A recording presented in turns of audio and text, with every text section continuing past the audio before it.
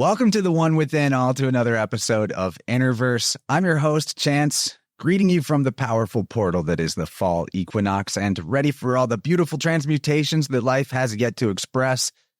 If you told the child version of me way back in the day that in the future I'd read books for a living, and not only that, I could talk to the authors of those books, it would have blown my young mind. And today is one of those magical days where not only did I read a great book, I read it while simultaneously listening to incredible, potent, and mystical music produced by the book's author.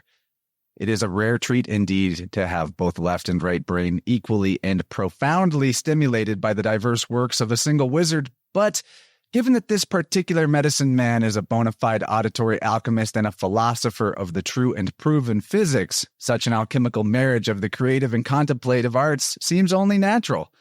Today we're talking to Stephen Young, a PhD nuclear physicist who turned away from years of conditioning and achieved levels of awakening, gnosis, and creative inspiration that few men ever dream of. For many moons now, Steve has been composing works of alchemically exalted musical masterpieces under the name Hedflux, and has taught many aspiring creators how to adapt the universal generative process of alchemy to their own musical production. As an avid listener to Hedflux for a couple years now, it almost seems overdue that we're finally aligning for this conversation, but of course you fellow initiates know that everything occurs in divine timing, and thanks to the recent release of Steve's book, A Fool's Wisdom, we've got more enlightening things to talk about than you can stuff into a hermetically sealed laboratory. Steve's most excellent book is a two-part journey beginning with a whirlwind tour through the flaws of modern scientism and how incorrect foundational theories lead to, you guessed it, more and more levels of erroneous hypotheses stacked and stinking to high heaven.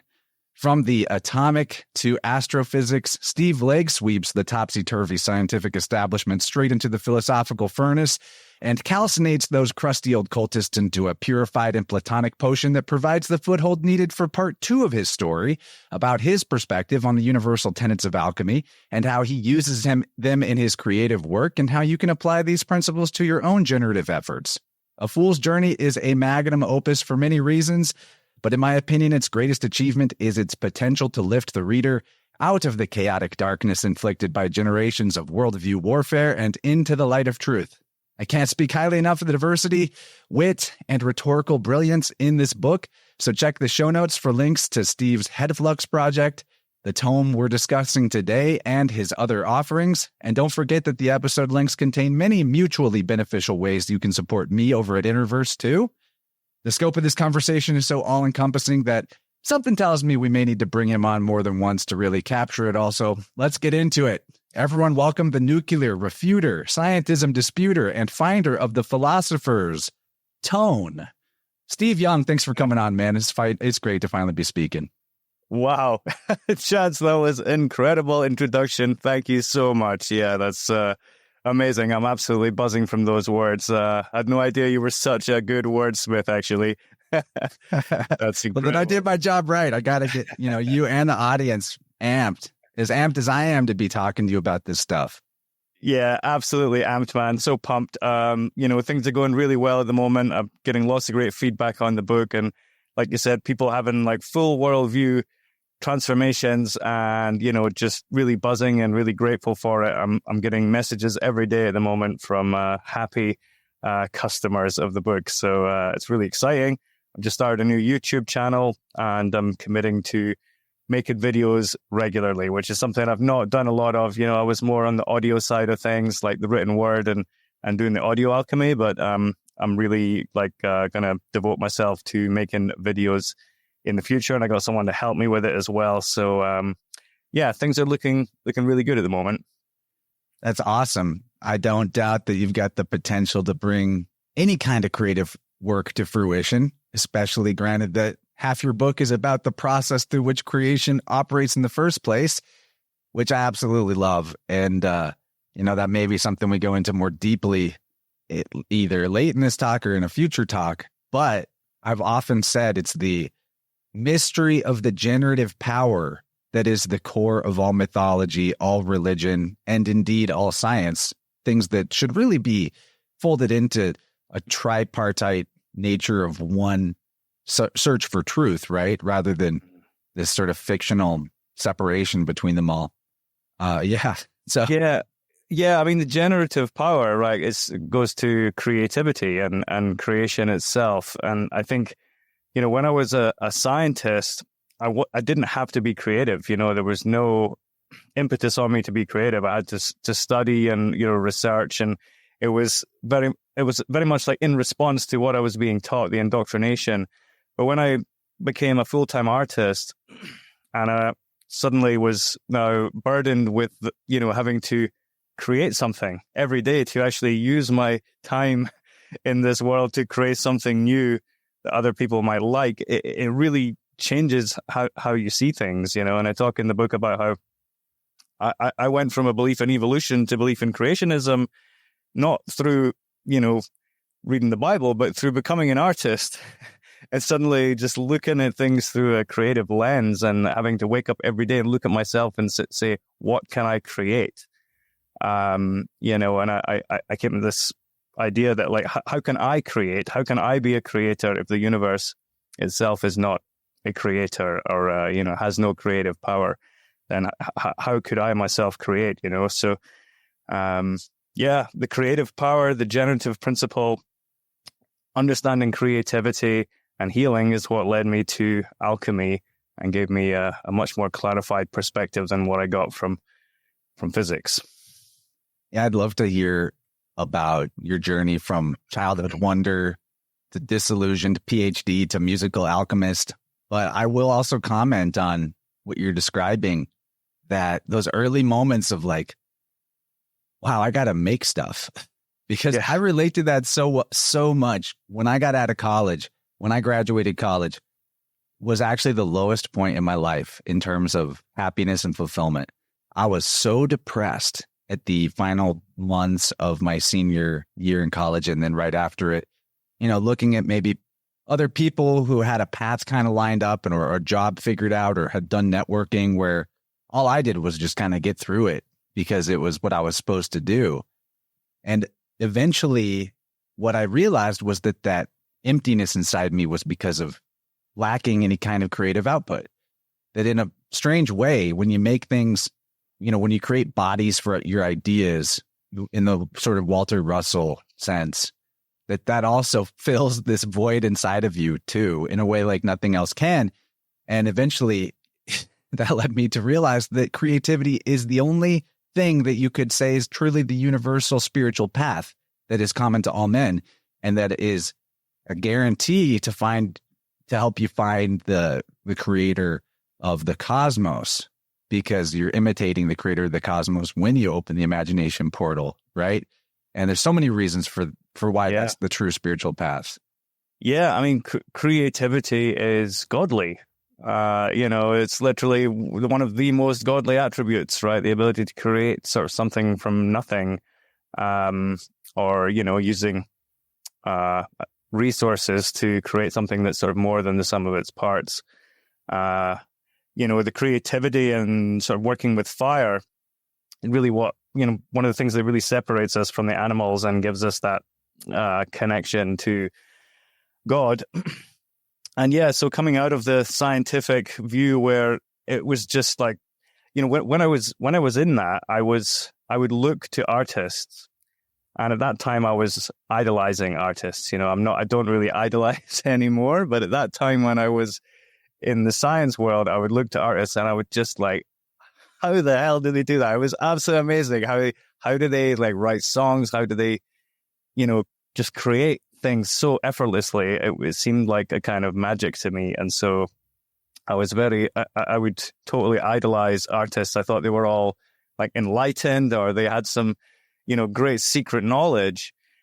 Of course, they didn't. They had literally just been expressing themselves, their whole lives, which, I hadn't really been doing. I'd been studying and, in the books and doing all the exams and the computer programming and all this kind of thing. But when I actually allowed myself to start creating and sharing it and just breaking through those boundaries, then it completely changed my worldview. And why didn't you become an astronaut and all that? I just remember that part of your book was really funny. And I liked how your whole life story was in this sort of pursuit for truth. You talked about some of the things that you like to do as a kid that would even be kind of considered bizarre, but from a future physicist perspective kind of makes sense. Yeah, I mean, it was a pursuit of truth and I would say fundamental understanding. I like this idea of like getting to the bottom of things, getting to the bottom of nature. And so things like quantum physics is quite alluring because it seems like you're going way, way down, right? Way, way down to the very bottom of, existence and getting to the real, like, fundamental, like, nuts and bolts of reality. So, yeah, I was kind of drawn into that when I started down the path of physics and science. And of course, it's sold this like new physics, the quantum physics and the relativity and all this like fancy new physics from the last sort of century or century and a half. This is sold as the top, the capstone of the academic pyramid. Like, this is it, this is like reality understood at the most fundamental level. So, yeah, so I was drawn into that. And I started out as astrophysics, but then I switched my major to theoretical physics in like the third year, which really focused more on like quantum physics and nuclear physics and all that kind of stuff. And then into nuclear physics for the PhD. So, yeah, I mean, that whole time I kind of thought I was doing something that was going to be useful, going to be useful either, for the future of humanity in space. I thought, well, knowing about astrophysics would, of course, be useful for a future exploring space. But yeah, quantum physics, of course, I thought that was going to be the future. I thought that was going to be the future of computing and all this kind of thing. But it's been 20 years now since I did all that. And, I can honestly say I don't believe there's like a single real world application of atomic theory, nuclear theory, quantum physics, relativity, gravity, any of it. Like, it's just, they're just like these complex theoretical mythologies that we are fed and told that explains everything. But I don't believe it does explain everything. It's an explanation, but I know it's not the real explanation because it doesn't produce anything. It doesn't produce any fruits. There's nothing creative that is born out of these theories. They literally just exist, and they take all the light, they take all the light. Everyone, you go to school, you go to learn about truth, and it's all taken up by these theories of gravity and heliocentrism and so on and so forth. But the real good stuff is hidden. It's occulted. Alchemy. It's not in the school curriculum. It's not in the university curriculum. It's not in the media. You have to sort of dig and look behind the veil to get the good stuff, Yeah. And one of the things that you lay out in the book in terms of the difference between the true sciences versus the solipsism, that is the university academic version of science. Sophistry. Yeah. Talk to us about that.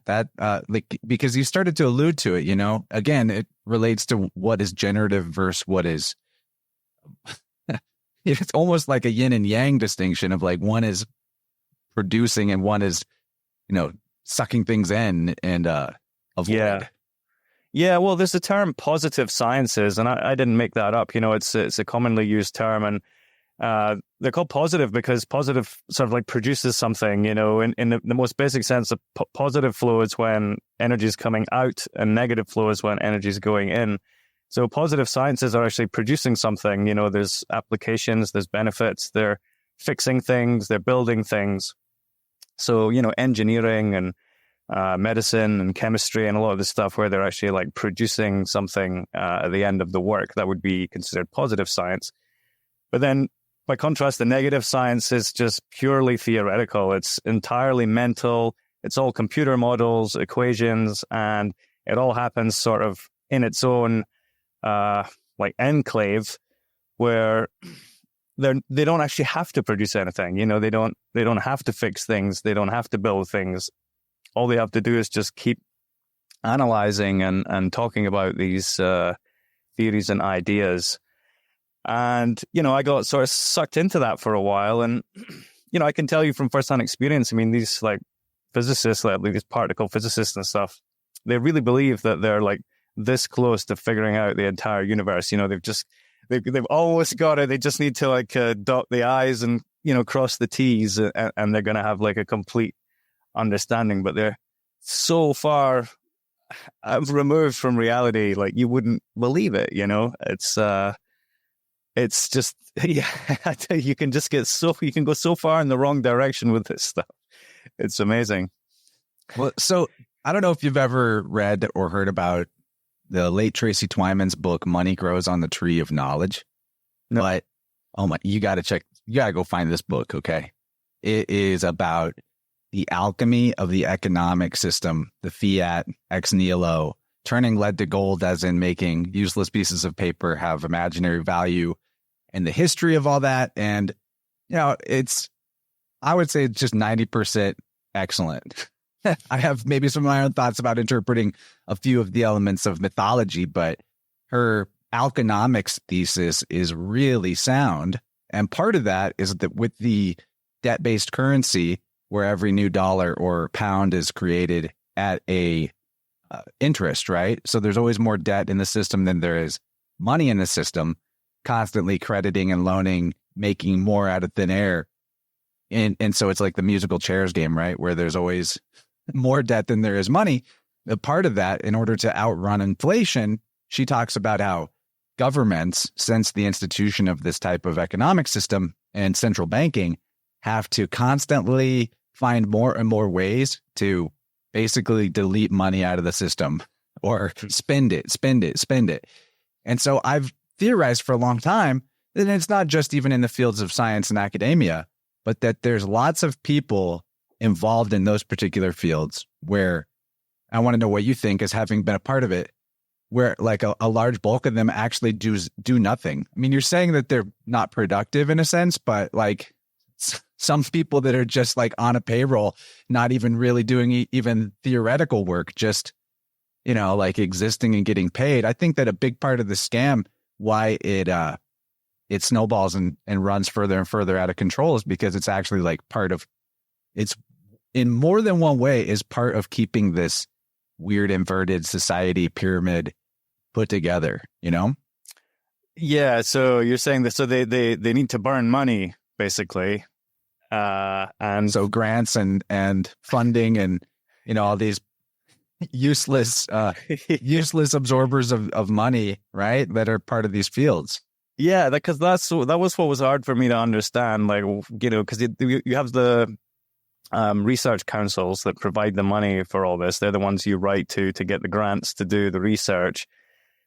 And yeah, there's just, I've seen the scale of it. I would say, there's like, millions of minds and just billions of gigaflops of computing power are utilized every year on fruitless theoretical calculations, that it's just data, just processing data and analyzing it, but without anything beneficial for humanity coming out of it. And yeah, maybe they are just burning money. And, I think there is a counterintelligence effort as well. So, I didn't really learn about counterintelligence till around about 2020. And it's such a bizarre thing to learn about. It's like countering intelligence is like they actually work against the intelligence of the populace, because if the populace gets too intelligent, they can sort of, become independent or perhaps overthrow the government or figure out the crimes that the government is doing and stuff. So let me read a quote, just one line from your book. Yeah. The key to understanding the conspiracy behind physics is to realize that it's all about power and secrets. Yes.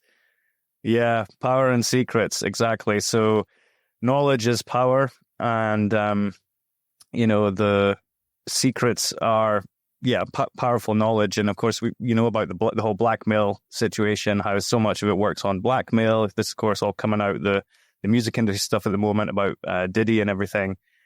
There is just this whole entrapment operation. They know people are going to succumb to temptation, and so they tempt them, they entrap them, they get them into a shady situation, film it, and then they can use them and their influence, for the rest of their life potentially, so it's this dark world. And when you understand that, like, that's the way politics works, so then basically the people who are most amenable to blackmail work their way into the top position. So it's like an inverted thing, like the least qualified people end up in the top positions because they're most easy to manipulate from the shadows.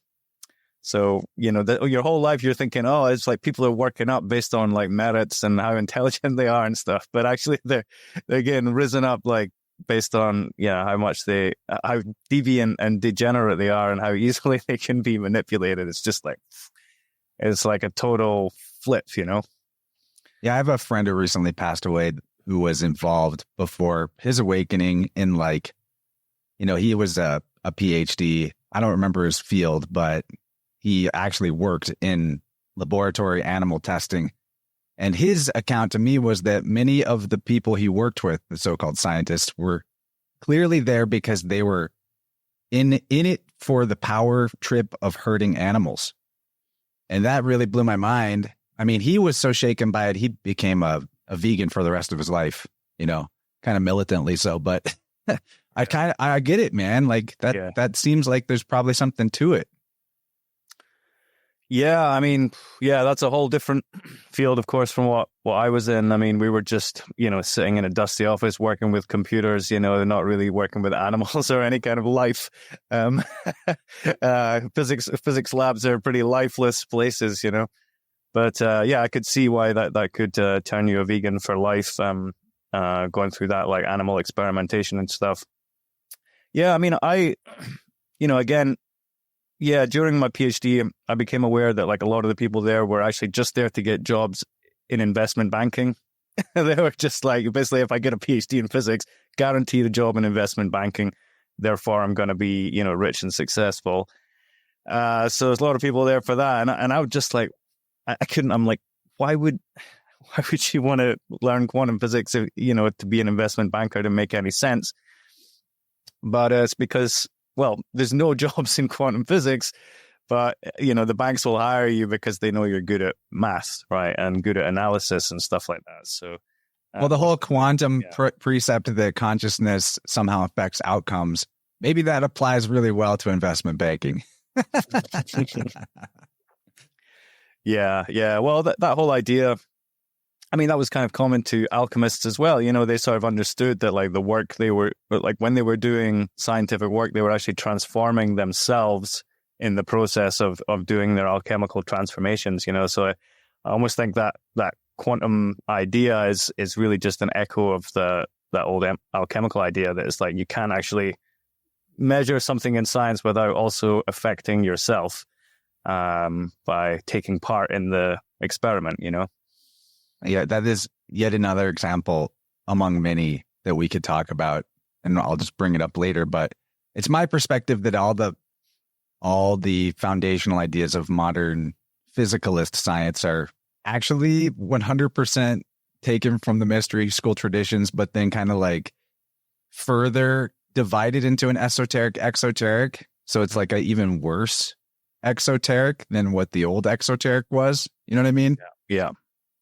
I mean, I think there's, basically this, the true science of the stars is astrology, and the true science of Earth is alchemy. And I think that's, the science of the above and the science of the below, pretty much. I mean, there's all kinds of specialties within that, but those have both been occulted and hidden now. So you go to study science, and they tell you astrology is a load of crap. It's like they teach you to view it with sneering discontent and suspicion, and they teach you astrophysics and astronomy, which can all be like very interesting, but you can't do anything with it, right? You can't apply it to your life in any meaningful way. Unlike astrology, which is highly applicable to life. It's all centered around you, the soul, and what's going on in your life, what's in your composition, your constitution. And the same with alchemy. It's all about actually working with your hands, working with materials, transforming yourself, like purifying yourself, rectifying your soul, all this kind of stuff. It's proper soul science. And instead we're given things like chemistry and, mechanics and thermodynamics and things like this, which are all, again, they're interesting, they are practical, but there's no, it completely misses out you, right? The soul and the work that you have to do as a soul, because of course the soul is deemed to be unscientific, the soul and the spirit unscientific. So everything is just physical in science, Yeah, no wonder they can't get anywhere. But I'm going to bring up, so you had this image in your book. Let's see if I can make it work. Where I was so into this image that I made my own version of it. That's just a little clearer than screenshotting it out of the book. Yeah. So what we're looking at here it was too small. The print was too small for it. Yeah. Well, we could get the gist in the book. It works great in a book, but I wanted this in full glory for the podcast. So for people just listening, this is the pseudoscientific Tower of Babel, and it shows the various ideas, how they stack on each other, from atomism all the way up to cooties, how one builds on the other. Can you talk about, I'd love to actually go through these things kind of in the order that they build on each other. But at first, Tell me why this structure spoke to you for organizing your thoughts in the first half and second half of the book. Yeah, so this is really one of the main things that original ideas that I brought to the first part of the book, because a lot of it I was just, reviewing and reflecting back criticisms that other people have published on all these theories. But it was really when I first started learning about viruses in 2020, and I had kind of been assuming that they are like these little creatures that you can view under a microscope. And then when I started looking into it, I realized that they're not at all. They're said to be 1,000 times smaller than a bacterium or whatever. And a virus is said to be like a cluster of atoms altogether. And I thought, well, usually a physicist won't have anything to say about biology or whatever, but realizing what a virus is allegedly supposed to be, I'm like, well, it's basically a molecule. Well, that's in my domain, right? That's in the quantum domain. So I'm like, I can, so immediately I could start. It was easy for me to grasp that the virus was theoretical because I'd obviously done so much work in that theoretical quantum domain. And so I started thinking about, well, how do the theories in biology relate to the theories in physics? And so I was just looking at them through time, really. And so starting with COVID-19, Cooties-19, sorry. I realized, well, that's based, the whole idea of that is based on the idea of superbugs, right? So the superbug is what? It's this virus that's gotten super strong and, mutated and got like extra strong and powerful due to people taking vaccines, due to adapting to vaccines. So the superbug's based on the cowpokes, shall we call them? And I just like these code words, not really because I'm worried about censorship, but because I want to call it what it is. Vaca means cow. It's a cowpoke. Yeah, right. So it's based, so the whole theory of superbugs based on the theory of vaccination. And of course, vaccination, even though it is also a practice, because they are actually, jabbing you with it, it is a theory as well, right? The theory is that you're going to be protected, but as we know, that's, it's a theory that doesn't work. So, that theory is based on germ theory, the idea that germs are the cause of disease and that you can prevent disease with vaccines. And germ theory is based on evolution. Now, I didn't know anything about germ theory till 2020, and there were some great people I discovered like Stefan Lanka and Tom Cowan, Andrew Kaufman, Alex Zeck, who've done a brilliant job of explaining that and give me a real confidence to include that in my book, because like I say, you usually kind of stay in your lane with academic. If you're a physicist, you just stick to physics. If you're a biology, you stick to biology. Let's shout out Don Lester and Mark Gober for their work on that too. Absolutely. Yeah. Don Lester, a great friend as well. That's a load of people in that scene who've just done an amazing job communicating not only the biology, but logic. I learned a lot about logic and how to properly analyze things from this problem of the virus, no virus debate. So, Yeah, so then, okay, well, germ theory is based on evolution because, well, where do the germs come from? They evolve, right? They evolve out of the primordial goo or the snot or, the snot of ghastly creatures.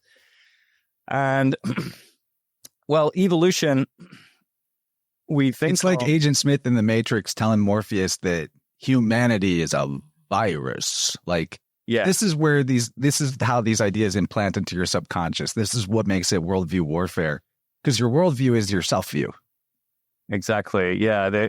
So you get into this like humanity is a virus or humanity is a cancer, or like a mold. Humanity is like a growth on the surface of this beautiful planet, and all this kind of thing. Yeah, it really just puts you down to like the lowest. Your cousins were monkeys, all this kind of thing.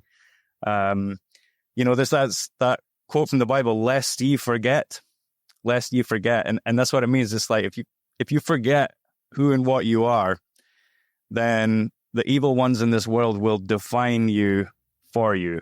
So if you basically forget you're made in the image and likeness of God, then you will be defined by the world, and they will define you in the lowest possible terms. So yeah, like you're basically from monkeys, you're a primate, you're a virus, a cancer, all these things.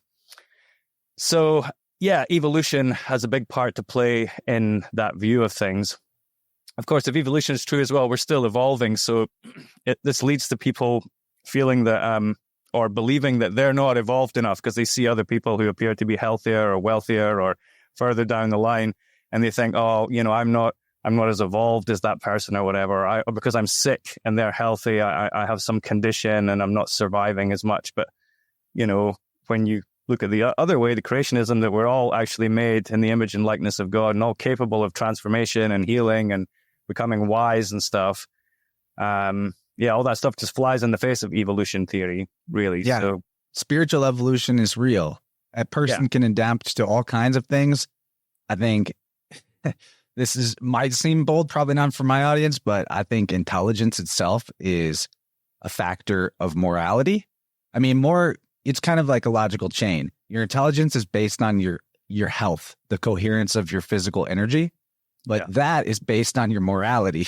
So you can definitely ABC that and explain that your intelligence is a factor of your morality. There might be like exceptions to that, you could say, but in general, I think that's how it works. But when you have this, Darwinian evolution belief, it justifies all of the ugly eugenics that is so openly going on in the world. Like at the Democrat National Convention this summer, they were offering vasectomies to their people. They were doing it in a bus on a street called Wiener Circle, and they're offering you a hot dog if you get your balls adjusted. I just couldn't believe. It's hilarious on one level, but it's mockery too. Anyway, the eugenics game is really stronger than ever in the world. But it's all right because the good people are having a lot of kids. It's all going to work out in the end. But without evolution, then that whole thing falls apart. And it just kind of I'll just speed us up through this graphic for a second, and we'll go through some of these things one by one. But evolution requires gravity. Gravity requires heliocentrism. Heliocentrism is based on atomism. And then at the base of this Tower of Babel, under atomism, on the ground floor, so not the sort of artificial construct that the Tower of Babel represents, you have all the positive sciences, as you call them: music, alchemy, agriculture, shamanic healing, medicine, natural law, engineering. All that is on the ground, on Earth, in reality. It exists whether or not humanity has invented it. It's something intrinsic. So I just think that this graphic is a super profound metaphor that can be contemplated for a long time. I loved this. Yeah, and I have to say, you mentioned Mark Gober. He's just published a new book, An End to the Upside Down Cosmos, and he quotes me quite heavily in there, and particularly this graphic, and he gave it a name. He called it Jung's Framework of Social Engineering. So, very professional sounding. That's actually why I got a hold of you, Steve, is because I read Mark's new book and I was like, oh man, all this fire from Steve quoted in here. We got to get Steve on. Yeah. So, I mean, evolution, people might not see how it relates to gravity like straight away, but,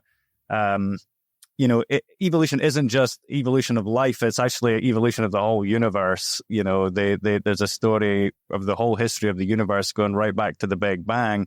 And, gravity is the thing that we're told that brings it all together and makes the life all come together and start to form. Like this is the force that brings, from the Big Bang, gravity is the force that brings it all together and, starts to actually put things together. So that's how gravity, how evolution rests on gravity. And, gravity is on heliocentrism because they came up with heliocentrism first. Heliocentrism, of course, is sun worship. It's the belief in Helios, the god of the sun, as the center that we all revolve around. And gravity is actually a spell, if you like, which makes people believe that you're always revolving around the sun. Well, it's metaphor for the whole priestly dogma of fallen man, because it's the theory of falling bodies in terms of how it's applied to the cosmos. But it also means that you're falling all the time. It means you are fallen. And, everything is just falling all the time, just like, One of the worst things that ever happened to the human psyche is being told that they were fallen, original sin, the devil, all that stuff that is necessary, and the other side of the coin to the messiahs that are run with external saviors and all of that is over and over done, even up to right now, where my wife was, watching a Trump rally just for the sort of morbid curiosity, right? See what's going on. And she said somebody in the crowd, a woman calls out, "Save us, save us." And he's like, "We're going to save you." Like he's the savior to so many people. And he actually plays both roles. I don't want to get into Trump, but he's obviously the devil and the savior simultaneously. But right, to get back to, productive conversation, I think of all of those dogmas to challenge, the one that I've done the least pulling on the thread for myself is atomism, which is, I think, awesome to talk to you about because as a nuclear physicist, it's entirely based on atomism and quantum this and that. So how do we see the how did you describe the origin of atomism and who were its original proponents? I thought that was fascinating. Yeah, well, it goes back to ancient Greece. We're told it's Democritus that came up with it. But I mean, I've looked and it's pretty hard to find any like original proof of that. That is just what we're told.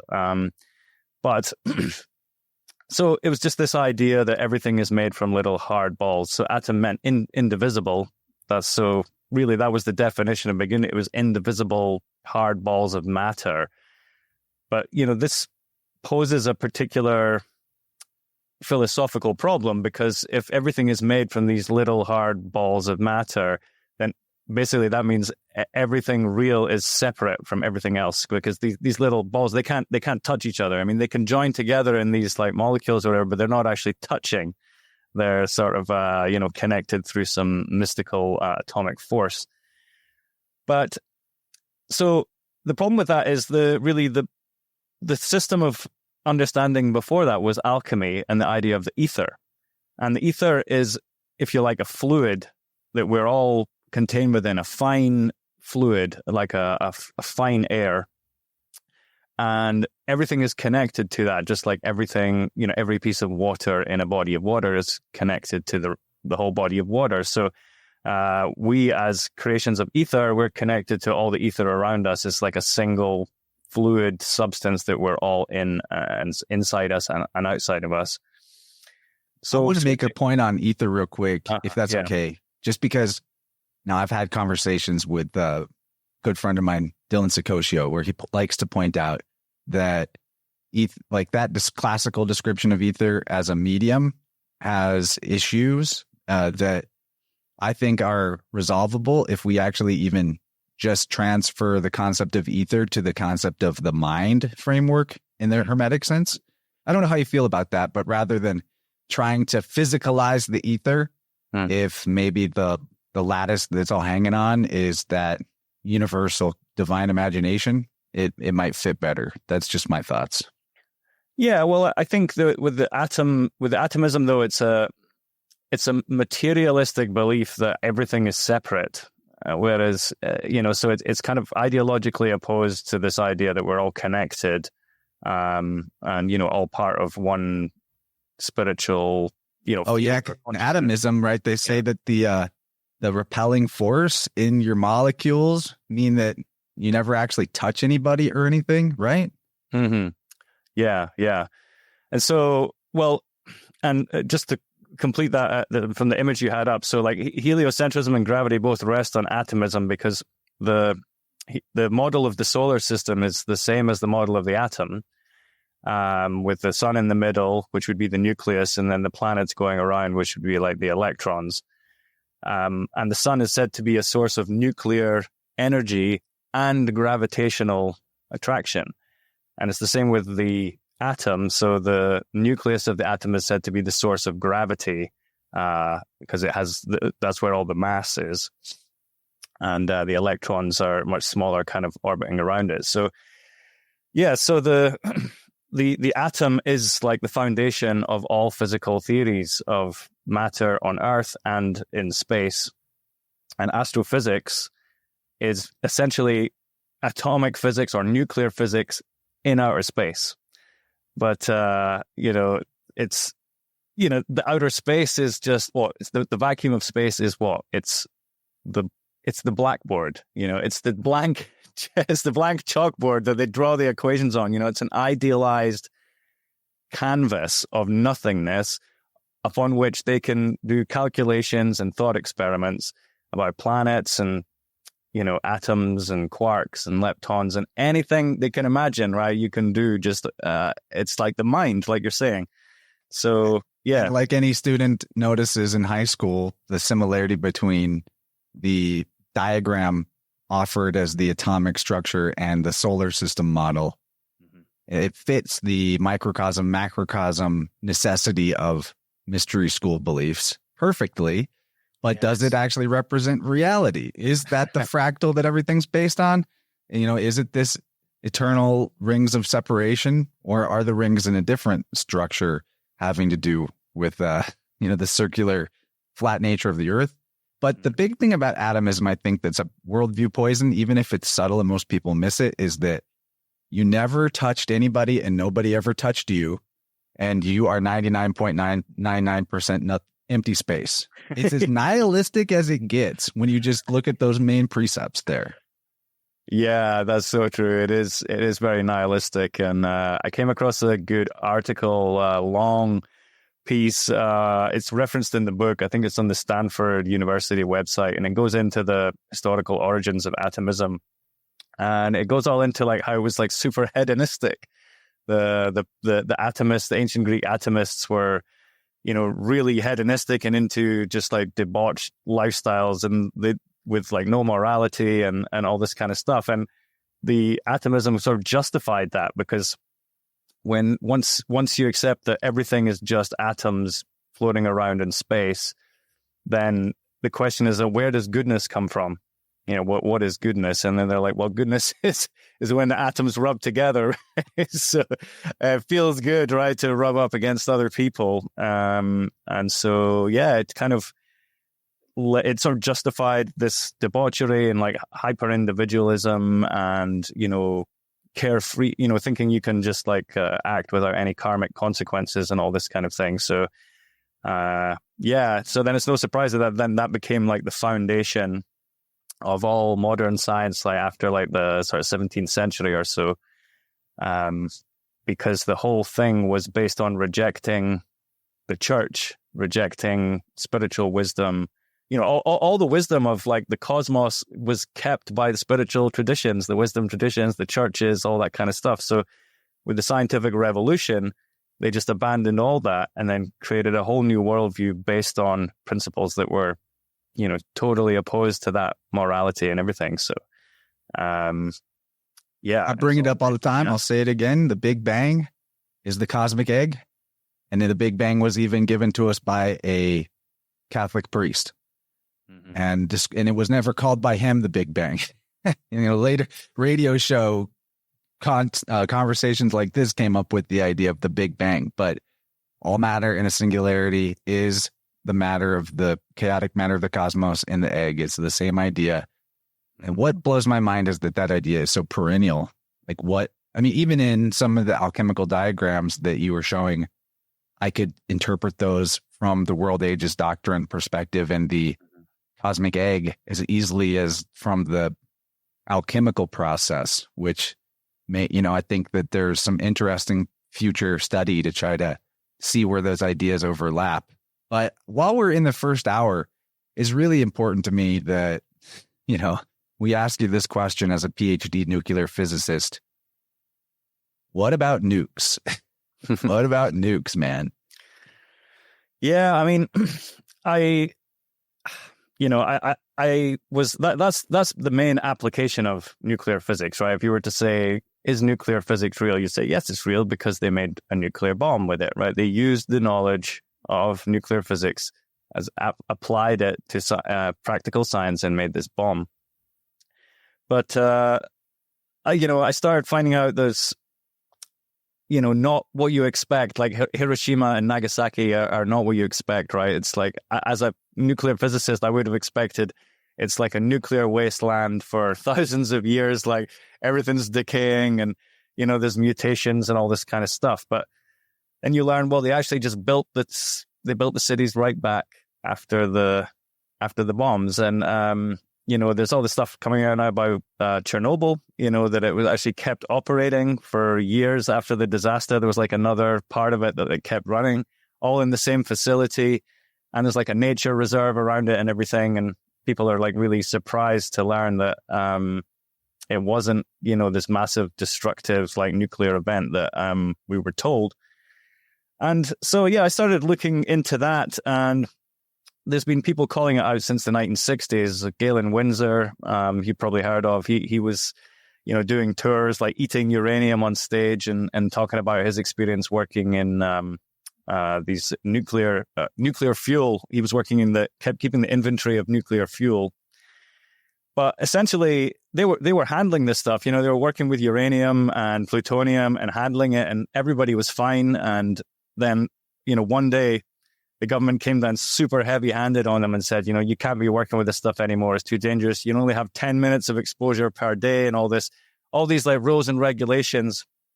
And, he was just making the point that none of it was necessary. None of it wasn't really, the stuff they're working for wasn't that dangerous. And so, I started to wonder, well, is nuclear energy even real? Is radioactivity even real? Or is it just radiation, radiation, just light, fire, but radioactivity is supposed to be like, pieces of matter, being ejected through the air, like these particles, alpha particles, beta particles, and so on.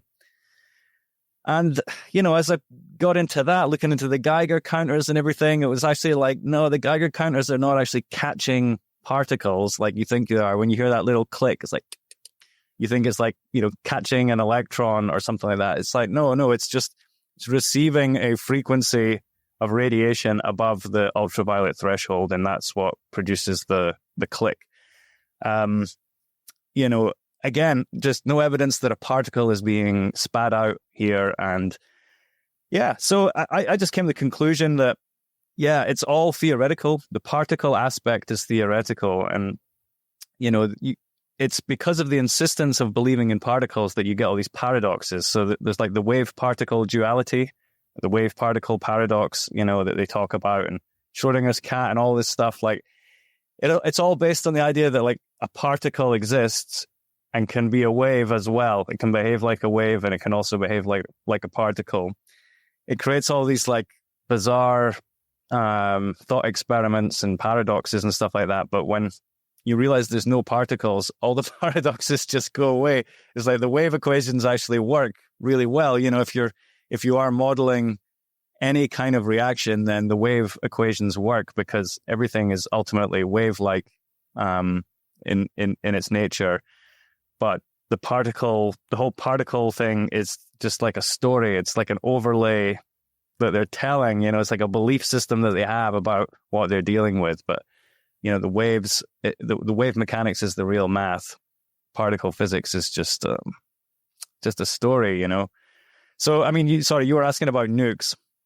So let's dig into that, and then we'll go to nukes. But speaking of particles, I heard this one university professor giving a lecture about political theory, but then he just had to stop and insert that he heard on the radio. He was driving when he heard on NPR, National Public Radio, that the Higgs boson had been found, and he had to pull over to weep because the God particle has been found. But all that was found was a digital readout on a computer display, right? Like no atomic particles or subatomic particles. The whole point of the atom theory was that it was meant to be that things couldn't be made smaller than atoms. Then they're like, well, actually, atoms are made of smaller things. And then they're like, well, actually, those smaller things are made of smaller things. And it's just all the way, it just keeps going. And like, why would you? They're talking about this God particle like it's the thing that gives matter mass, like as if there's this mystical particle that is somehow the mercurial agent between energy and density, which it's all very crazy. But I never understood how the nuclear forces work, the strong and weak nuclear force. I tried more than one time to wrap my head around what they're saying about that, and I thought I was the dumb one. But now I think maybe it just isn't parsimonious to how we experience reality. So, when it comes to atomic particles or atoms themselves, people may believe that these things have really been found, discovered, whatnot, but with their own senses, in reality, on the ground level, these things have actually never been proven any more than a virus, right? Yeah, for sure. I mean, like the force, the nuclear force. So, we're told from physics that there's 4 fundamental forces: the strong nuclear, the weak nuclear, the electromagnetic, and gravity. And I would say that 3 of those are not real. No gravity, no weak force, no strong force, just electromagnetism, right? It's all that's really necessary, and that's all that's there. And we work with it all the time. Those 4 forces, the other 3, they never get used. And even the equation for the nuclear force, which, I can remember it, the shape of it and everything, it's completely contrived. It's not measured or, even calculated. It's literally, they have created a function that's the exact shape that they need to, fit the theory. Just like with the gravity, the equation for gravity, it's a postulated force, a calculated quantity, where they make up dark matter and dark energy to fit the theory, because observing reality does not demonstrate the theory. Yeah. Even Isaac Newton, right? He was the guy we're given as the father of this gravity thing.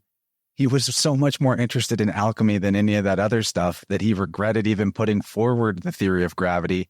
And in his attempts to calculate the motions of the heavenly bodies, bumping into the 3-body problem, realizing, if the gravity of the Earth is operating on the gravity of the moon and vice versa, and then we throw in Jupiter to the equation and the sun to the equation and yada, yada, there would be an introduction of chaos that is impossible to rectify. And how he justified that was he said, I guess, over time things get out of whack and then God periodically just fixes it. And I just laughed because that's the world ages doctrine, that eventually the order disintegrates into chaos and then it all gets rebooted by God. Like, we can't get away from that idea of the oscillation between order and chaos in the macro and microcosm. But yeah, that was a lot to insert. Yeah, I mean, I always thought that's a weird thing for an alchemist to do, would be to just postulate the existence of this force and give it a name and everything. It's like, because, alchemy is like a sort of creationist science. It's like everything is already in creation. Like God has already made everything. He didn't make some hidden force called gravity that you were supposed to uncover. And I get a lot of questions about this. I get challenged on this issue of gravity quite a lot. And I think, one of the points that maybe people don't realize is that force is not a measurable thing. Like force is a hypothesized calculated quantity. It's acceleration or mass that are the real things that you can measure. Force is a function of acceleration. So, people will say if there's a movement, there has to be a force. They're like, if something's falling, there must be a force that's like causing that. But I think it's enough to just say, well, things fall, things accelerate either up or down depending on their density. And that's just what happens, and this idea that there has to be a force is just based in this kind of sophistry of like inventing forces and, as these calculated quantities. So, and that's exactly what they've done with gravity, and they did it with the nuclear force as well, the strong force and the weak force. Whereas with electromagnetism, you're actually dealing with, real measurable, changes in pressure and, electricity and everything. So the nutshell here is that the nuclear forces and gravity are mathematical abstractions that are not, that the reason these ideas were even conceived was to try to make equations balance that were getting more and more hairy and out of hand. And now things are to the point where those equations are complexified into computer simulations, so they can be so out there, so disconnected from reality that the modern physicist is like, aha, I've discovered something. But what has he discovered? It's on a screen. It's a mathematical simulation. Yeah. There's no connection to reality. Yeah, well, that's it. I mean, they could, sure, they could argue there's a connection to reality, that it's, some representation of reality, and that they've factored in all this and that and everything. But, in my experience, if it's like it can't be used to create anything, then it doesn't connect to reality. That is the measure. It's like the fruits. What are the fruits of the work? Like, what has actually come from it that's good and for the world? And the answer is nothing. It's like it's just fruitless calculations. And I was part of it.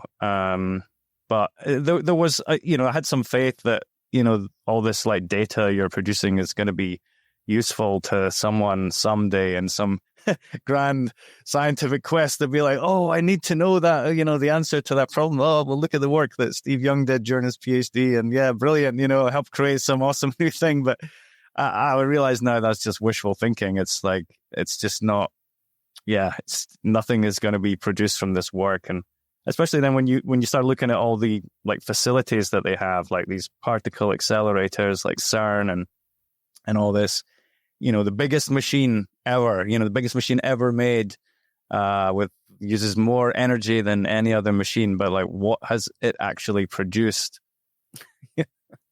You got to laugh too with CERN, because they're claiming that CERN's point with particles smashing into each other is to recreate the conditions before the Big Bang.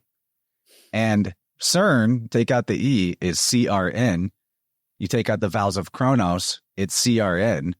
It's the great father who is born from the cosmic egg, Brahma or Mithras or Phanes or whoever.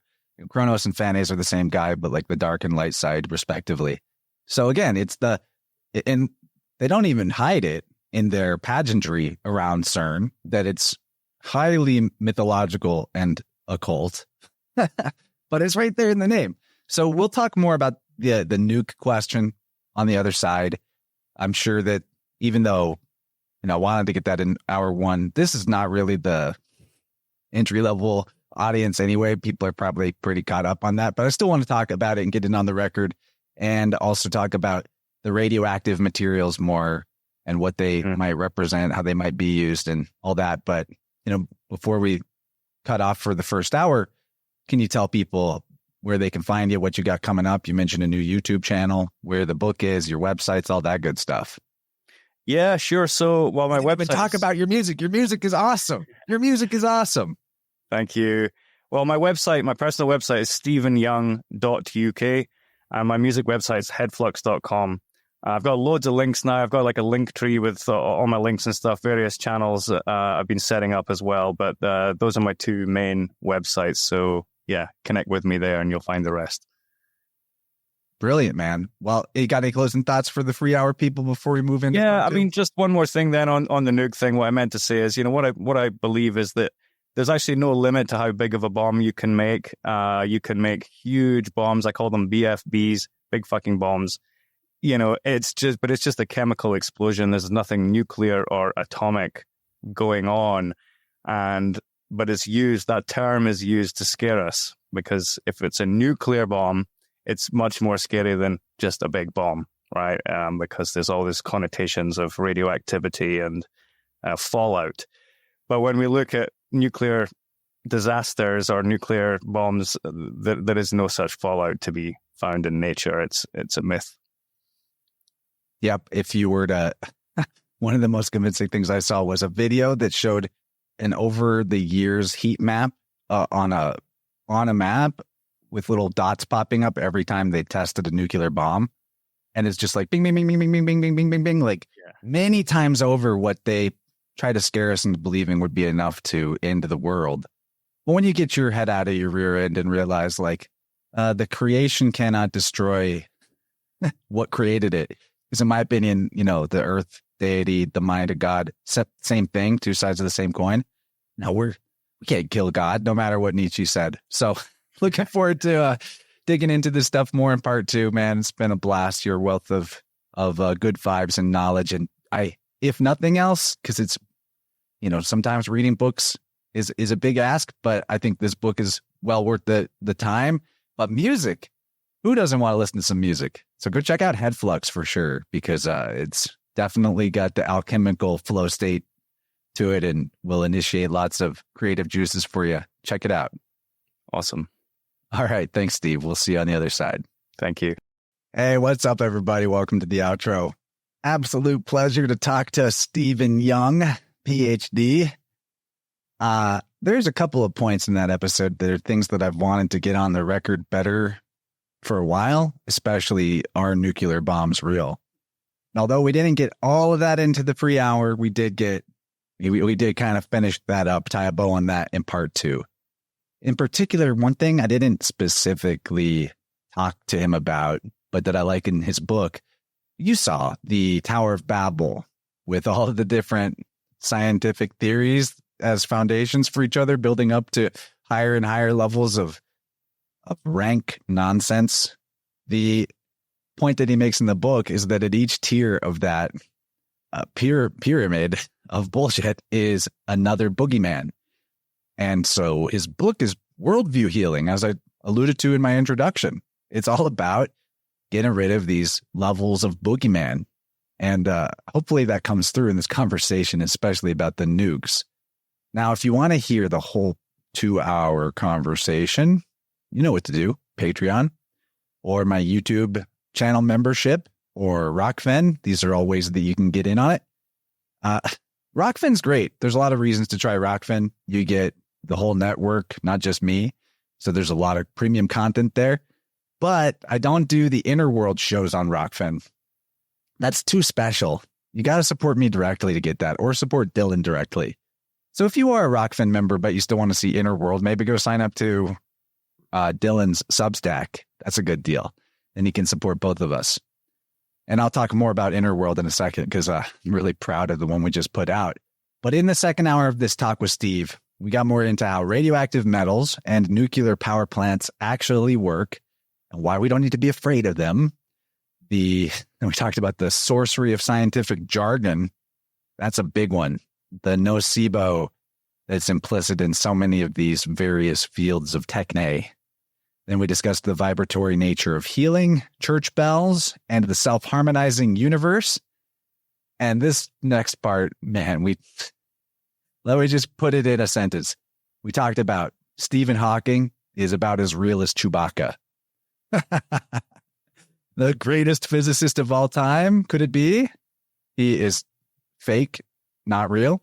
That's a fun one. I was excited that he had that in his book. He has a whole chapter dedicated to that. It's a much needed thing to discuss because it's a huge mind spell. So if you want to get your what do we call it? Your belief in Stephen Hawking, you want to get that popped like a balloon of hot air, then you know what to do. It's worth it. Then we talked about the one-way conversion to globe skepticism. I mean, it's definitely a one-way street. You don't go back to being on a spinning ball. Talked about Steve's journey to that place. Talked about the Space Sex Hex. That's a mouthful. And then a really big, deep look at the possibilities of a cosmic egg flat Earth cosmology with a visual aid. That was really fun. I don't get to bring that up as often as I like, but deep stuff there. And then we rounded it all out talking about the 4 elements, using them as a framework on how to balance one's health. All that and much more. A very worthy installation to the InnerVerse archive. And we'll for sure get Steve on again. Obviously, we hit it off, as I knew we would. But he's just great. Gotta love the accent, too. That always makes things a little more fun, entertaining. So, in terms of other things you get for supporting me on my Patreon or my YouTube channel membership, the Inner World podcast with me and Dylan Secosio is... It's been a while since we put one out. So, the one we just put out is a double-decker. You might have saw the preview come out on the RSS feeder on my YouTube. We gave you quite a filling meal for the preview, whether or not that's a good idea, but it was an hour long. But what you might not realize is that there's just under 3 hours more to go after the 1 hour preview. It's nearly 4-hour show. And don't let that scare you. You can break it up, listen to it in pieces. But it was a culmination of so much research for me. Months and months of research, maybe longer, putting pieces together about this flood, deluge, Noah, world ages doctrine. And if you want one of the best efforts I think anyone anywhere has ever put out to syncretize all of the gods and goddesses and their various mythologies and show that they're part of the same system, the same story, that's it. It's one of the best efforts I've ever put forth on that. And I did put a lot of effort into it. Doesn't mean that there aren't differences between cultures and times and civilizations and their versions of philosophy. Of course there are. But you can see that the seeds, the corn of this mythology is identical everywhere. And that Noah is Kronos, the great father. I loved that. I hope a lot more people check it out because it was so good, so tasty. My favorite stuff. What else? Hey, there's a good opportunity for people to get some biofield tuning. I still have openings going on in October.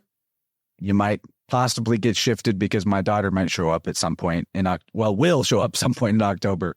But that being said, still worth getting on the calendar, especially after this conversation. There was lots of good, prompting in the subject matter I discussed with Steve that might lead somebody to think, hey, vibrational healing makes sense. Let's try it. And if you go to my website, linked in every episode description, innerversepodcast.com/sound-healing, you can see that there are many resources on that page to help you learn more about what biofield tuning is, what the anatomy of your energy field is, and great content, great value, great free resource. So at least check out the page. And if you haven't really looked into biofield tuning, it's definitely worth knowing the principles, if not actually trying it with me or with somebody else that does it. I actually would like more people to do it. That's part of why I put all those resources out there. So maybe a few of you will take it up. Learn at least how it works to use it on yourself for friends or family. And we have so much more to talk about with Steve. Can't wait for that. I'll have all my notes ready to go for next time. And other ways to support the show, of course, Tippecanoe herbs. I enjoyed this inspired word tincture, which I think was kind of an exclusive. I don't know that you can buy that on the site currently. And I just got a big care package from Kyle with all kinds of end of pregnancy and postpartum magical medicine for my wifey and my baby. I love you, buddy. Thank you, Kyle. Thank you so much. And Serena and little Davide. They have such a beautiful family. Their family's growing too. So support them, support me, all in one fell swoop that also supports you. Tippecanoeherbs.com, InnerVerse coupon code 10% off. There's also some talk about hydrogen, and I think we'll talk more about that with Steve in a future episode about alchemy. but I haven't mentioned it for a while. There is a AquaCure link. If you got the cash to get yourself a hydrogen electrolysis machine to breathe hydrogenated air and drink hydrogenated water, there's a lot of reason to do that.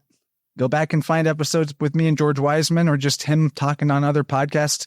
All the good podcasts have had George on. All of them have got a code or affiliate link, however that works, for George and for the AquaCure. So if you're going to get one, at least use somebody's code, support the podcast you like, but you could use mine and support mine and me, and that'd be great.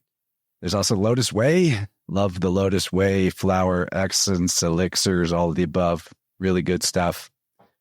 So many ways to support the show. Oh, and of course, audiobooks that I've narrated. Dylan Sakoshio's Spirit World series narrated by me. Also a great option. Forget to promote that, but it's timeless wisdom. Excellent content. So I'm going to play you guys out with a bit of Hedflux, which I've probably played on shows before. I'm going to start using it more. I just have avoided it because it's like 7-minute long songs, but I can always just take a piece of one, right? It's great. Some of my favorite electronic music out there. So at the very least, support Steve by subscribing to his Spotify or getting an album on Bandcamp, even better. And with that, I'll see you guys on the next episode. It's been a real pleasure to hang out with you today. Thanks for stopping by. Take care out there. Much love. Be good. Bye-bye.